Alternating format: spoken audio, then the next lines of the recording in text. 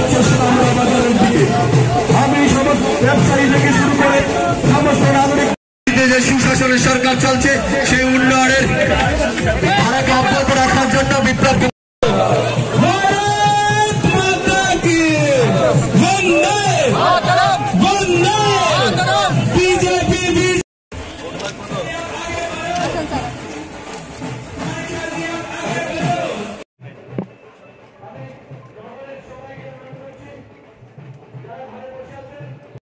রাজ্য ধীরে ধীরে উন্নয়নের পলকে যুক্ত হচ্ছে, তার পক্ষে আমরা রয়েছি। আমরা প্রমাণ করে দেব।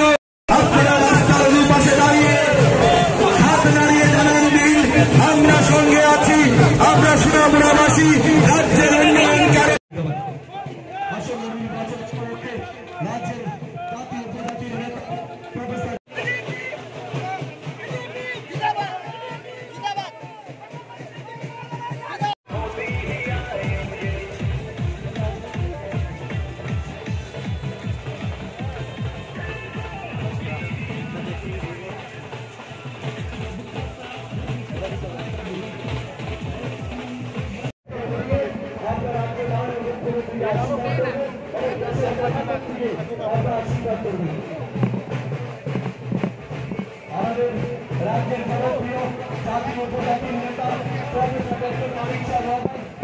এবং সেটাই করেন এবং গ্যারান্টির কথা সবসময় বলেন।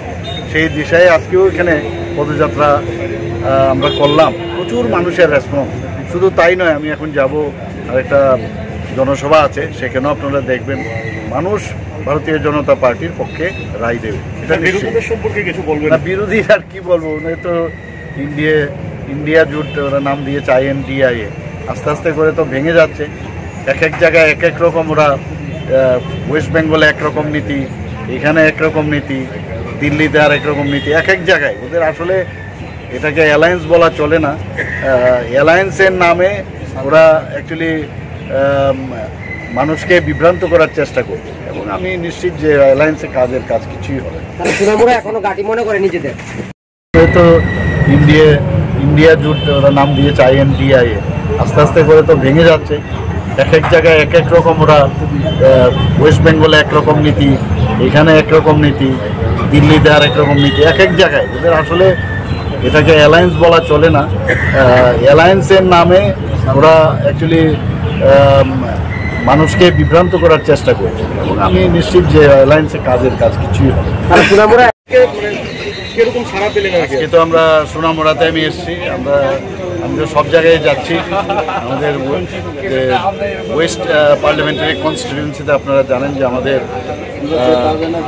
প্রাক্তন মুখ্যমন্ত্রী এবং রাজ্যসভার সদস্য শ্রী বিপ্লব কুমার দেবজি